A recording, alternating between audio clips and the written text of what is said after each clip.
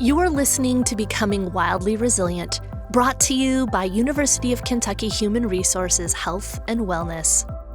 Join us as we explore tools, practices, meditations, and conversations with members of the UK community. Together, we will discover how we can thrive at work, home, and beyond.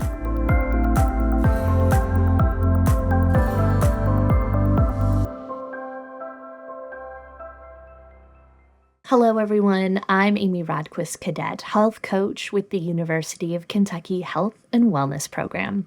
Welcome to Becoming Wildly Resilient Practices, where we'll explore research-based tools and tips that help us thrive more in the areas of life that matter most.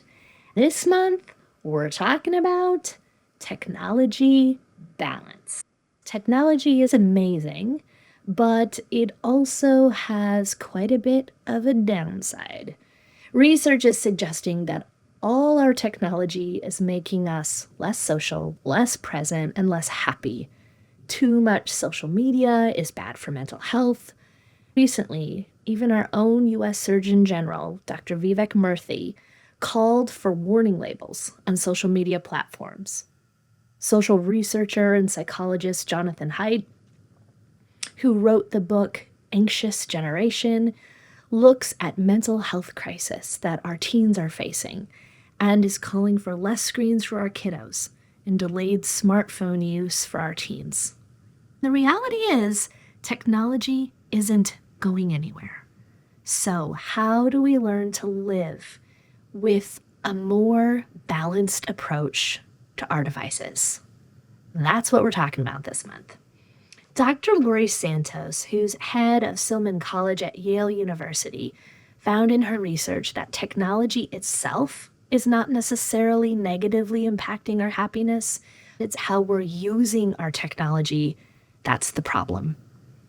Amy Blankson, author and leader at the Digital Wellness Institute, talks about the snowball effect. That the snowball starts at the top of the mountain very slowly and gains steam. By the end, it's going at such a velocity that it's hard to keep up with.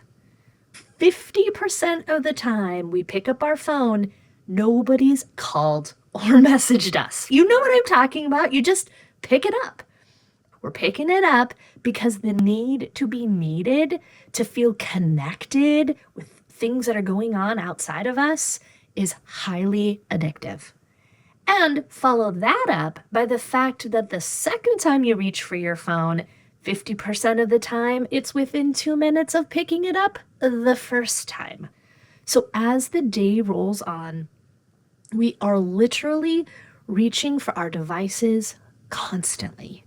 The downside of that is that we're feeling a little less connected with the people in our lives. We're feeling less productive. We're making more errors. We're feeling less happy about the way we interact with the world around us.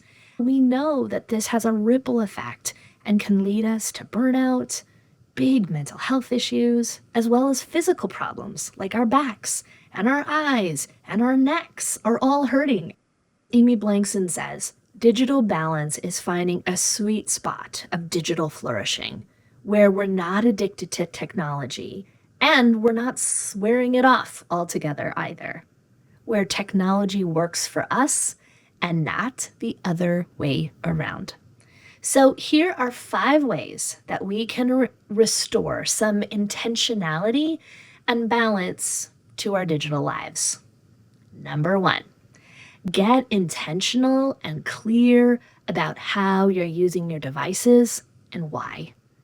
One of the best ways to do this is to access the real-life data on your phone.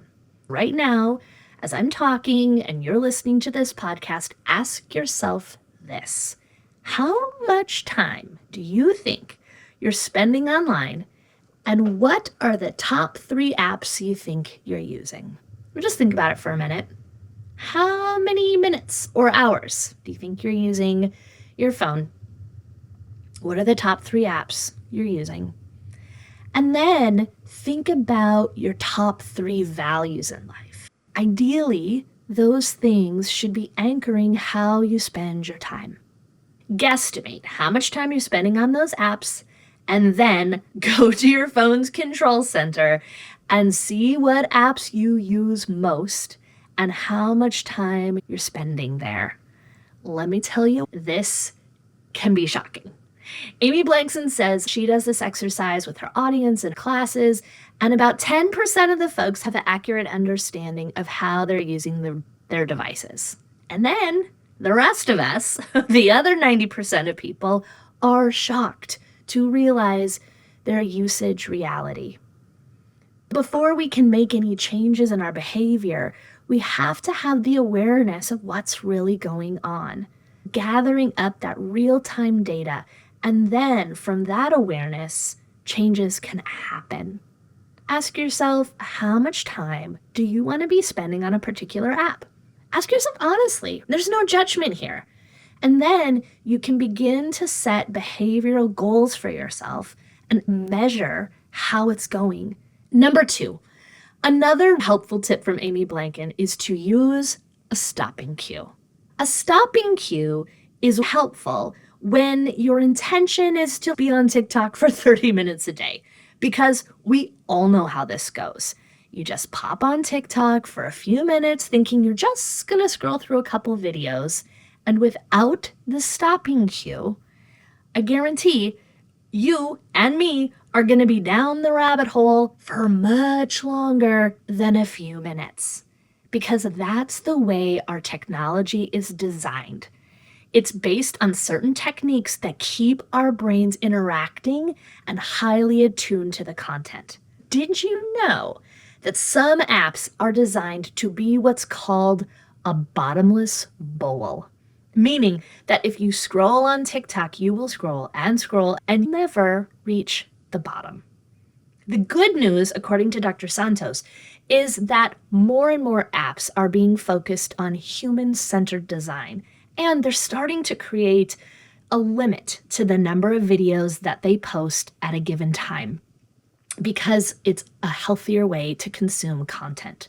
For instance, if you look at Pinterest or some of the news media apps, you'll scroll down maybe for a few minutes and then it will stop. It's not that the content stops, it's just that this design feature helps our brains to know, okay, yep, might need a break now, time to stop. When you don't have that in an app, those are the apps that are the most dangerous for us, the ones that suck us in the most, and the ones that require us as individuals to be more intentional about setting boundaries for ourselves. You can Google these apps that are the stopping apps or the stopping cues. I personally have been using one called ClearSpace. This isn't sponsored. I use the free version. And it has made a really big difference on how I use Instagram specifically. It cuts me off at an allotted time that I set for myself. I've been using it for 43 days. It has made a huge difference. And I find that there are quite a few of those apps out there. And I know it's a little nuts to stop using an app by using a different app, but here we are. Number 3, switching your phone into grayscale mode. Have you ever used this?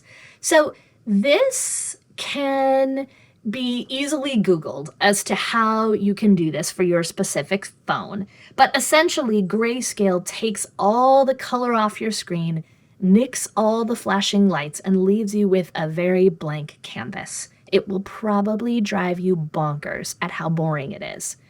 But it's very interesting. Tristan Harris, who is the former Google design ethicist, will often talk about how our phones were designed like slot machines and that they were made to hijack our attention. Using grayscale is one way to help make your phone less enticing. This might be a great thing to do before bed, or if you're working on a big project and don't want to be enticed with your phone. Number 4, get your phone out of sight. There was an interesting study called the Mirror Presence Study that found simply having your phone in your line of sight decreases your attention, your focus, and your connection to the person or task at hand. By hiding your phone, you can reclaim 10% of your brain power.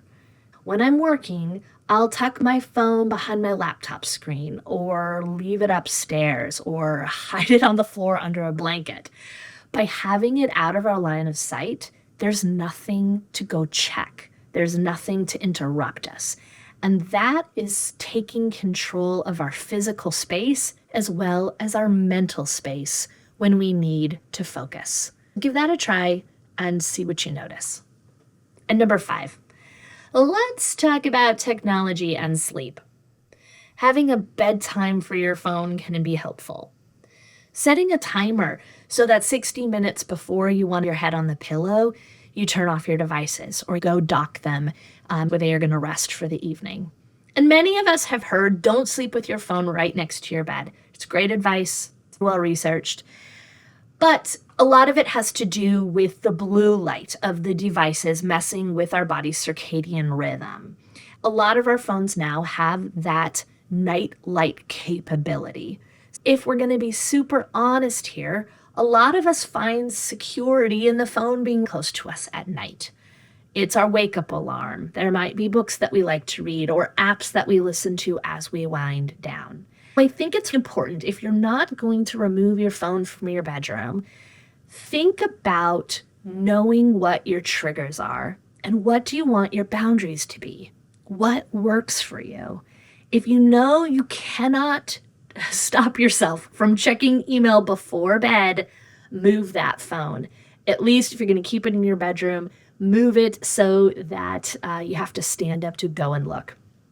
Something that has worked for a lot of folks is using an old phone, an old device that no longer has the most distracting apps on them. Maybe it has some meditation apps loaded on them, an alarm, but no TikTok and no social media, and nothing else that can make you dive into work right before you're going to bed. Another thing you may want to consider is incorporating a screen-free morning practice, even if it's just the first 5 to 10 minutes of your day. Nobody wants to wake up to a fire alarm. That's what it can feel like when we wake up and immediately pop on our phones, all the notifications and pings that have accumulated over the night. They're all there bombarding us, and then we are off to the races. We're already stressed, and we just woke up. What if you wrote in a gratitude journal for a few moments? What if you did a 5-minute morning meditation, spent some time stretching or listening to some peaceful music?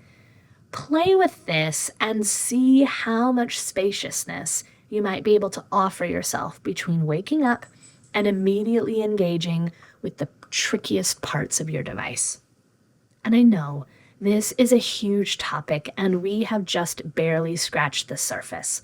But if you're looking for more resources, 2 of my favorites are Catherine Price's book and website called Screen Life Balance, and a lot of the work that I've been referring to with Amy Blankson at the website Digital Wellness Institute, both of which have been helpful at offering tangible ways to take back control of how we're spending our attention and getting more balance with our devices.